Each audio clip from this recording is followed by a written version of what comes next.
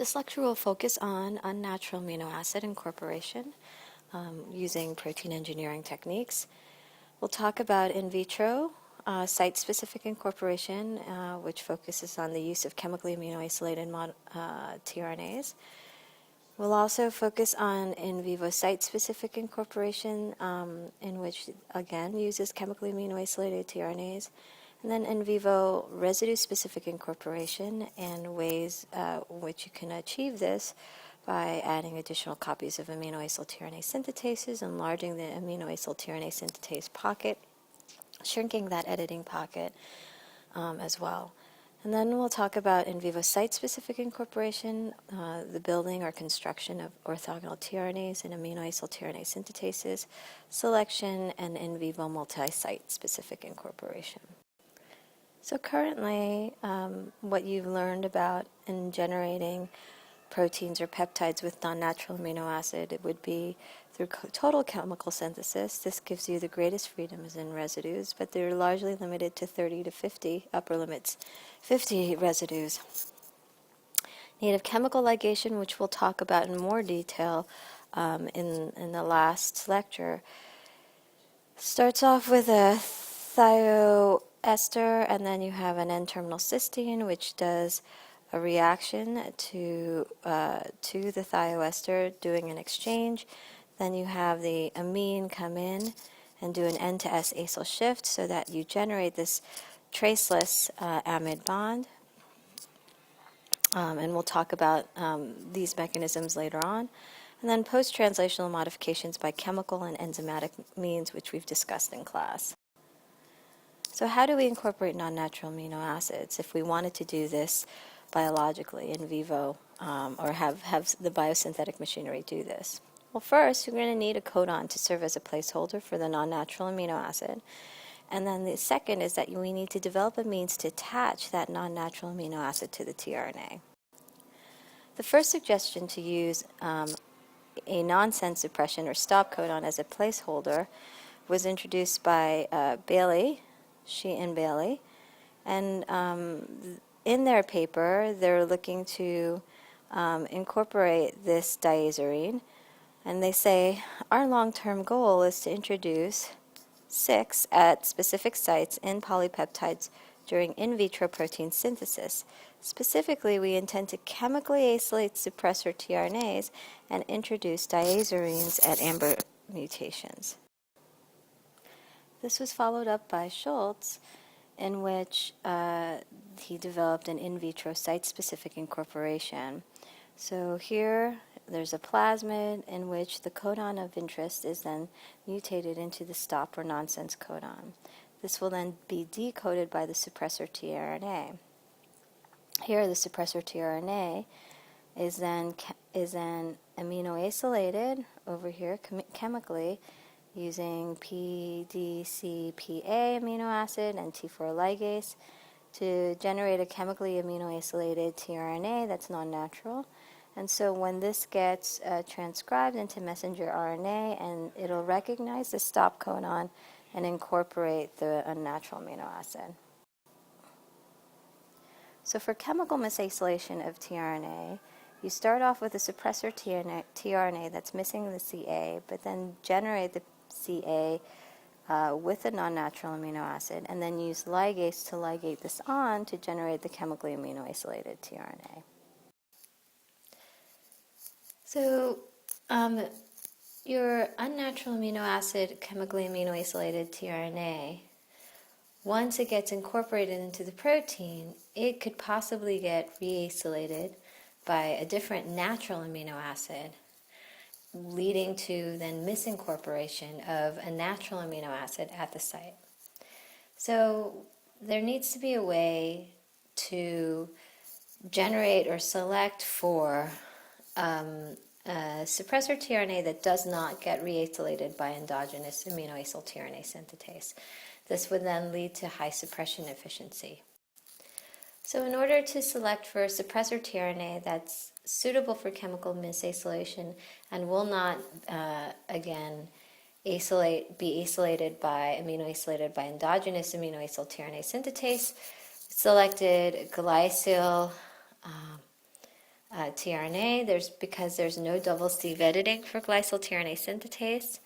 Also, there's a two-base pair change in the acceptor stem, allowing for optimal T7 RNA polymerase promoter into the DNA template, and eliminating the recognition for E.coli glycyl-tRNA synthetase so that you don't have endogenous aminoacylation of the tRNA.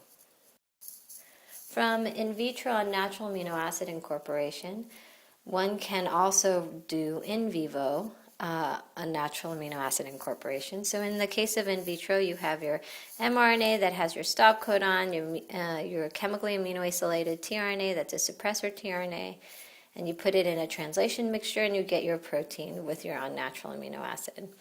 You can actually inject your mRNA as well as the tRNA into xenopus oocytes and then have it in vivo produce your protein bearing unnatural amino acid as well. And so this would be in vivo site-specific incorporation. And in these two cases, you have site-specific incorporation using these chemically aminoacylated tRNAs. The advantage is that you can selectively incorporate at one site any non-natural amino acid, can be used in vivo and in vitro. But the disadvantages are it only works for L-alpha amino acids. You need to chemically aminoacylate the suppressor tRNA, which then becomes your limiting reagent. And the efficiency of incorporation is variable due to competition of termination. So even though you're able to select for a tRNA that doesn't get aminoacylated endogenously by the AARS, the aminoacyl-tRNA synthetase, you can also have a competition with termination. So if we look at the biosynthetic incorporation of amino acids into protein, you have your DNA generating your mRNA, which serves as your template. And then you have your aminoacyl-tRNA synthetase, or AARS, your tRNA, which then gets charged with the appropriate amino acid by this aminoacyl-tRNA synthetase. This leads to an aminoacylated tRNA with the appropriate anticodon. And then elongation factors TU will bring that to the ribosome so that you have your growing polypeptide chain incorporating the amino acid, and that keeps on growing. And this incorporation is due to codon-anticodon pairing, or the appropriate codon-anticodon pairing. As mentioned before, release factors can compete with the stop codon, so you don't get the incorporation of the non-natural amino acid. So naturally, if you have your mRNA and your ribosome and your growing polypeptide chain, once it sees as stop codon, you have release factors come in, and then that stops it and then releases the protein. So the stop codon, amber, opal, and ochre, serves as the signal to complete protein synthesis. And so once you have your release factors in there, you have your protein terminated, and so that becomes a competition.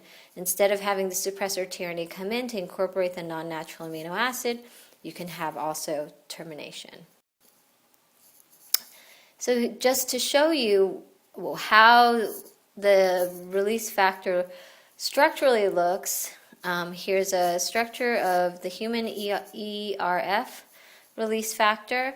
And you can see that it's similar in shape to a tRNA. So if you have a suppressor tRNA with a CCA acceptor and anticodon, you see that the structure of the release factor looks similar. And as a result, in the ribosome binding pocket, either this or this will come in.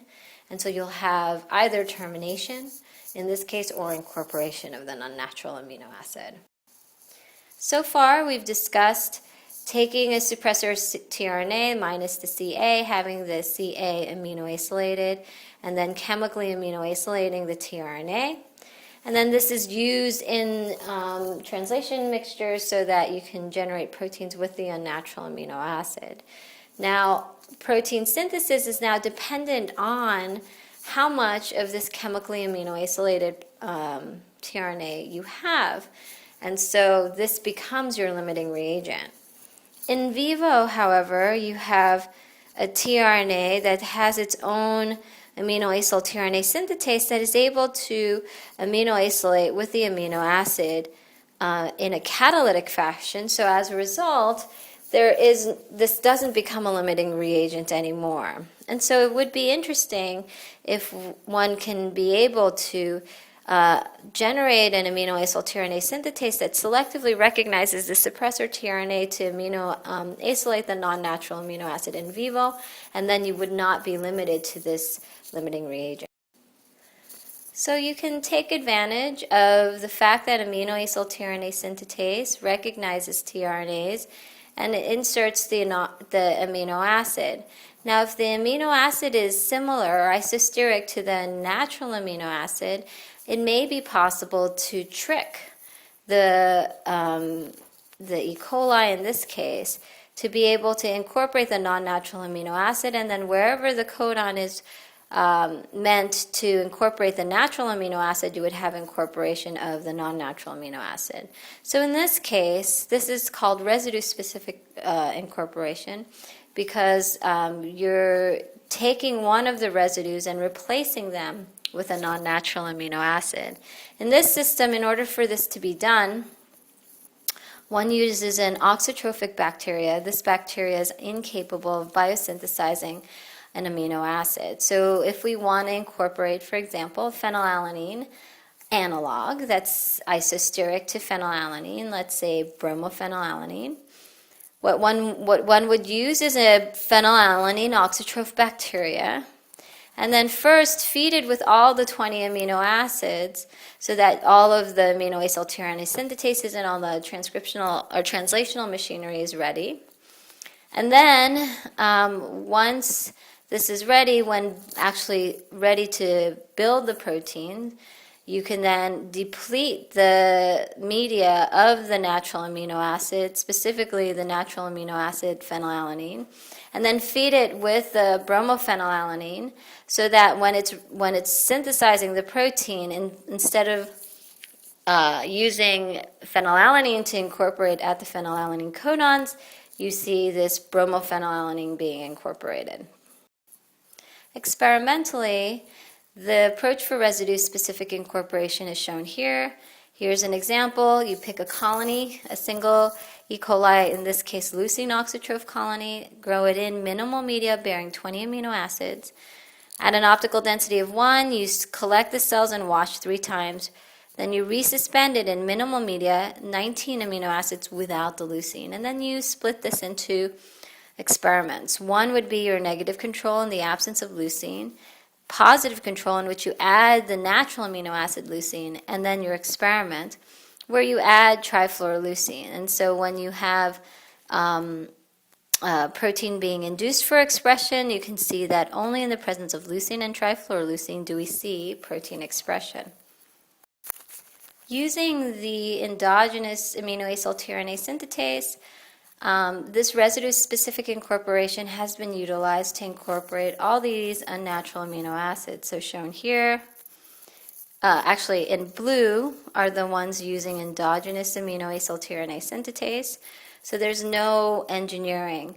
But then as you get to these black and then red and even green analogs, you need to use other methods to allow for incorporation because they're a little more bulkier and they don't get accepted by endogenous aminoacyl-tRNA synthetase as well. So in order to achieve incorporation of the other more bulkier amino acids that don't get readily incorporated, one can do 3 different things. One would be to increase the copy number of the wild type synthetase. So if you increase mDHFR, LeuRS, iso-LeuRS, ValRS, you'll be able to incorporate the non-natural amino acid just by virtue of having more copies of these aminoacyl-tRNA synthetase. The other way to also increase the incorporation of a non-natural amino acid is to design mutant synthetases. And one way is to look at the binding pocket to the amino acid, and in this case you can expand that site so you can accommodate bulkier amino acid, expanding the site, and we're talking about examples of PheRS. Or you can do the alternative. There's editing sites that's supposed to take the wrong or mis-acylated amino acid and then take that off, hydrolyze that. And so that editing site will recognize mis-acylated tRNAs and remove that wrong amino acid in the editing pocket. So if you shrink that editing site, then you would have less editing occurring. And then finally, the other that we'll discuss is introducing heterologous synthetases to incorporate the unnatural amino acid. An example of this is p-bromophenylalanine. P-bromophenylalanine could be useful in doing versatile chemistry, such as doing Heck chemistry on proteins, as well as Sonogashira coupling. And also, if we look at structure, so p-bromophenylalanine can be used to determine structure of macromolecules. In this case, is showing DNA, but you can also, if you incorporate it into proteins, p-bromophenylalanine, you should be able to determine structure because it would allow for a handle to be able to determine the structure through the bromine.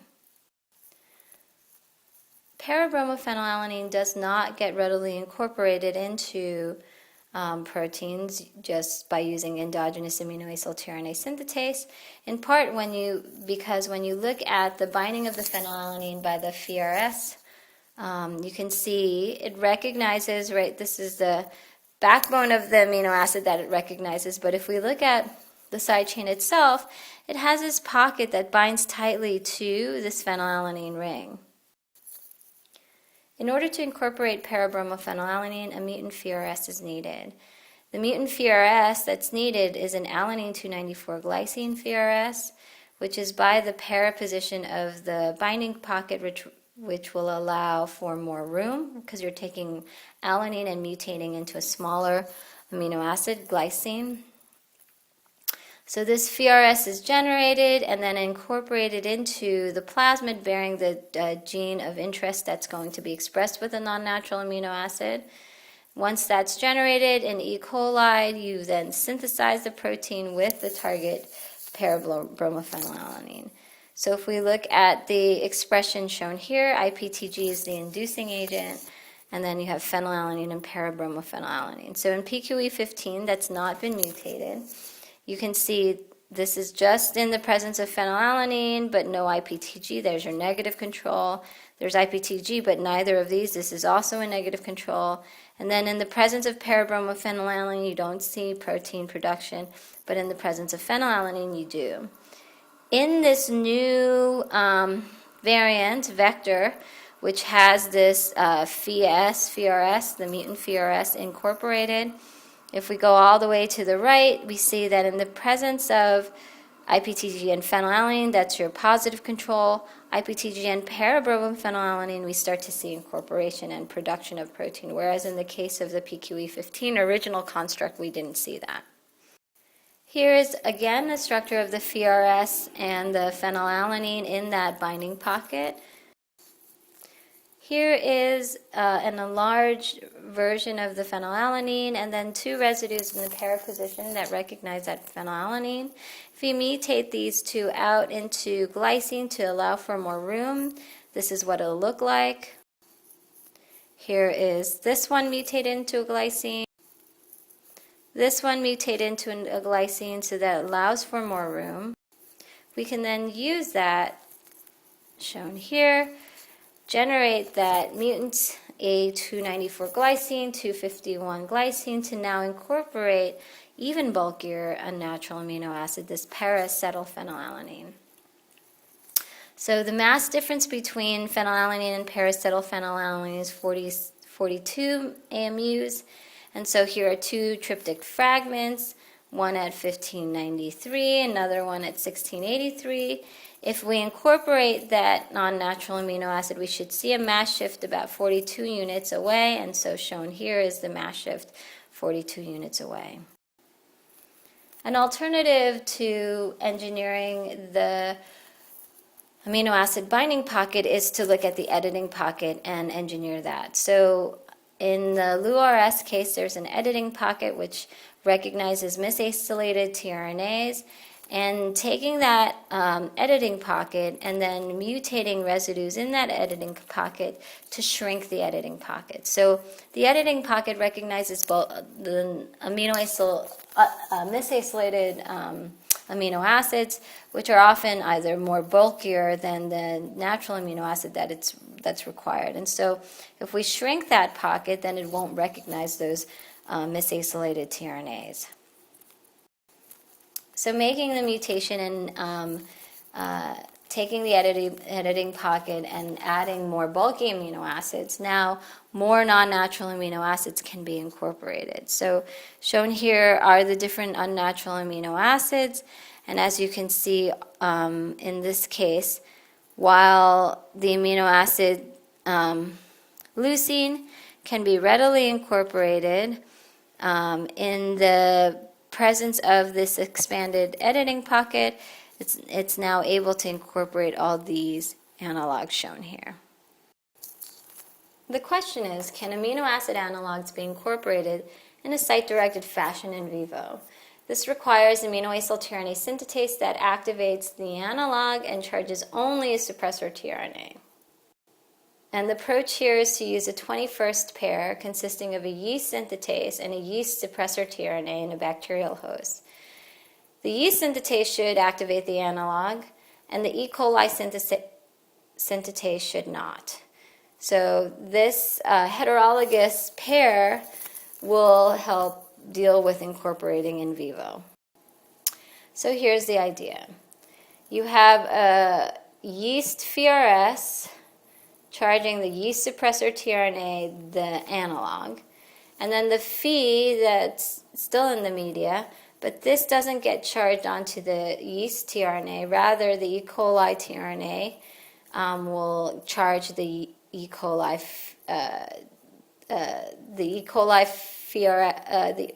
PheRS will charge the E. coli tRNA so that you have incorporation of phenylalanine, and then you have incorporation of your non-natural amino acid. This was done by Ralph Furter.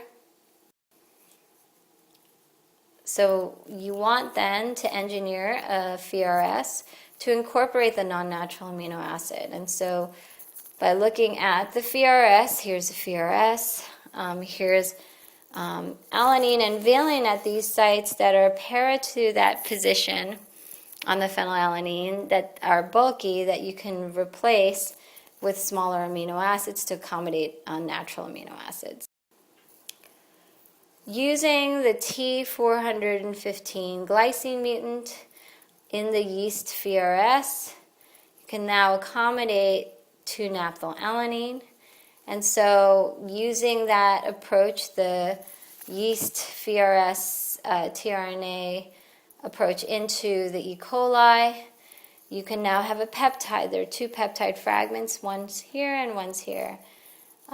This peptide is encoded by the regular phenylalanine codon, so there should be no incorporation of naphthylalanine at that position. But this phenylalanine codon is encoded by an amber codon at position 38. And so in the presence of the 2-naphthyl acetate, you should see incorporation of that unnatural amino acid by a mass shift of 50 from here, which is shown here. When one thinks about the requirements for in vivo mis-acylation, one is that the unnatural amino acid must be uptaken and not toxic to the cell. Second is the suppressor tRNA should only be acylated by the correct synthetase. So there should be an orthogonal tRNA synthetase pair. To generate a suppressor tRNA that is completely orthogonal and can only be aminoacylated by its specific pair, one can generate a library of suppressor tRNAs so that it is only recognized by the partner aminoacyl-tRNA synthetase that should aminoacylate it with a non-natural amino acid. So in generating the suppressor tRNA library, here are the mutation sites done by the Schultz group in order to generate an orthogonal tRNA and aminoacyl-tRNA synthetase. Using this tRNA library, a double selection screen was generated for orthogonal tRNA synthetase and pair. So shown here is a barnase. It's toxic when expressed, killing the cells. And here's a tRNA library, and then the endogenous aminoacyl-tRNA synthetases from E. coli. So the tRNA library is taken from Methanococcus janashi. So a negative selection is done where if the tRNA is aminoacylated by endogenous aminoacyl-tRNA synthetases, it will kill the cell, so there'll be no growth. And only the ones that survive will be the ones in which the endogenous aminoacyl-tRNA synthetase cannot aminoacylate the tRNA. So the library from that is used. Once the library of that has been selected, then there's a positive selection in which now the synthetase is added. And the synthetase is added in the presence of now beta-lactamase. So you have a stop codon in the beta-lactamase gene, and so beta-lactamase in the presence of ampicillin, if it's will grow, will allow for the cells to grow. So only those that are growing on the presence of ampicillin will be the ones in which the synthetase from Methanococcus janashi will aminoacylate the tRNA. And so there's your screen. So once the tRNA has been selected, then a tyrosine RS library, the Methanococcus tyrosine RS library, is used to see if you can engineer an tRNAS that can accommodate for a non-natural amino acid. So using that selected tRNA, here's the cat gene, here's the tRNAS library. You're going to add unnatural amino acid and grow on chloramphenicol. Only upon incorporation of that unnatural amino acid, you'll generate cat, and those that survive will be able to act on chloramphenicol. So survivors encode synthetase capable of charging any natural or unnatural amino acid, right? Because even in the presence, even though we're adding unnatural amino acid, there will also be natural amino acids. So the positive survivors will not only be able to possibly incorporate unnatural amino acid at that position, but also the natural amino acids.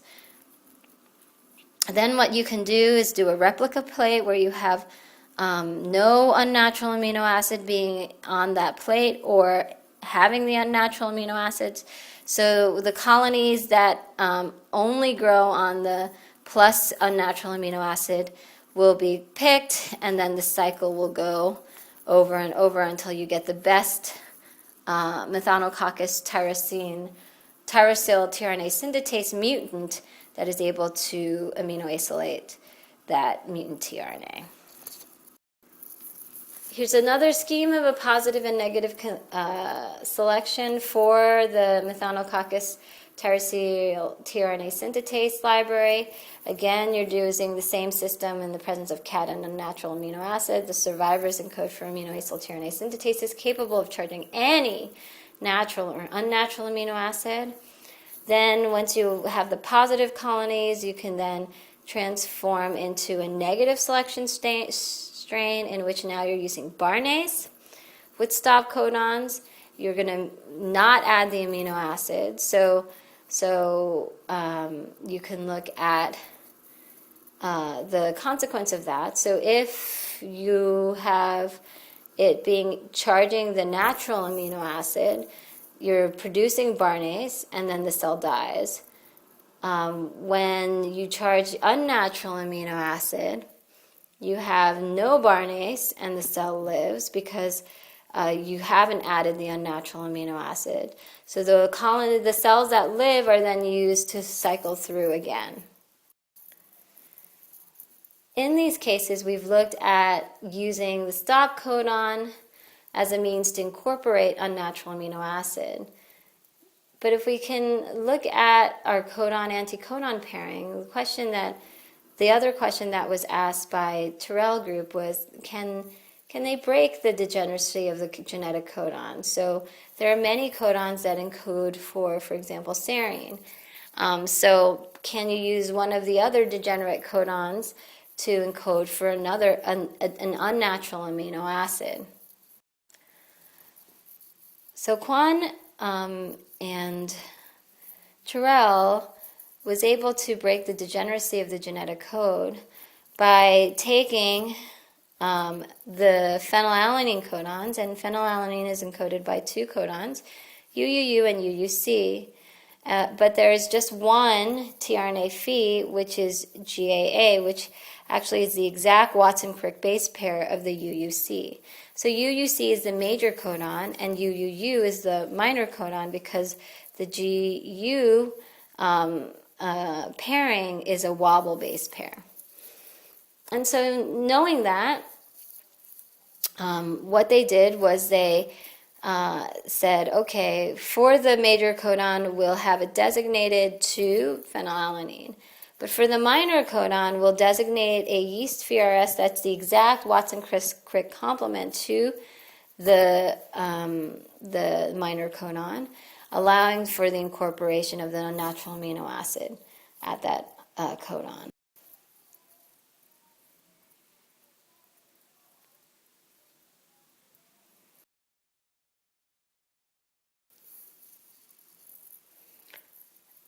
Is there a difference in occupancy of the Watson Crick UUC and Wobble? Well, in the case of this sequence, this peptide fragment, that peptide fragment is encoded by UUC, so only phenylalanine is incorporated. However, this peptide fragment, codon 95, is encoded by UUU, and so there's an incorporation of the 2-naphthylalanine shown here. With these methods, and there are actually more methods of which you'll be reading in the papers that are assigned to this lecture, it is possible to incorporate all sorts of unnatural amino acids. But why is it important to do so, and what is the use of incorporating unnatural amino acids? So here's examples to give you evidence of why it's useful. So the incorporation of this 5,5-dimethylylproline cis analog into ribonuclease, shown here, resulted in conformational stability and increased folding. So you can stabilize and increase the folding of the protein. Incorporation of this 2,3-difluorotyrosine into ribonuclease reductase can confirm the presence of a radical pathway so that you can understand the mechanism of a protein.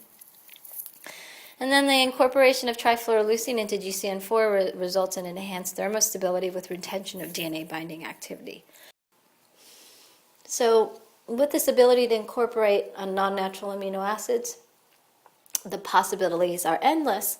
You can add photo cross-linking amino acids, glycosylated amino acids, biotinylated amino acids, photo-caged amino acids, and all sorts of amino acids shown here so that you can start to understand or control or make new types of proteins with new types of properties. Some applications of non-natural amino acid incorporation are shown here. You can look at receptor-ligand interactions. They can serve as biophysical probes so you can understand what's going on.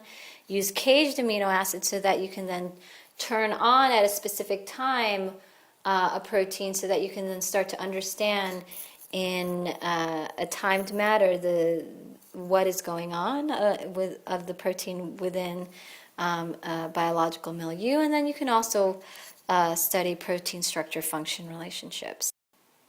Now, before I end, in the cases that I've shown you for in vivo and in vitro incorporation of unnatural amino acid, the non-natural amino acid is either chemically mis-acylated or fed to the biosynthetic machinery so that it gets incorporated into the protein. Now, research has shown that it is possible to take biosynthetic pathway and then generate a non-natural amino acid in vivo by introducing these genes into E. coli. So by doing so, then one can incorporate non-natural amino acids completely and synthesize the non-natural amino acids in vivo in the E. coli. And so, so that you don't have to worry about feeding it an unnatural amino acid and also getting it through the cells and making sure that that happens. So the possibilities are now really expanding in unnatural amino acid incorporation.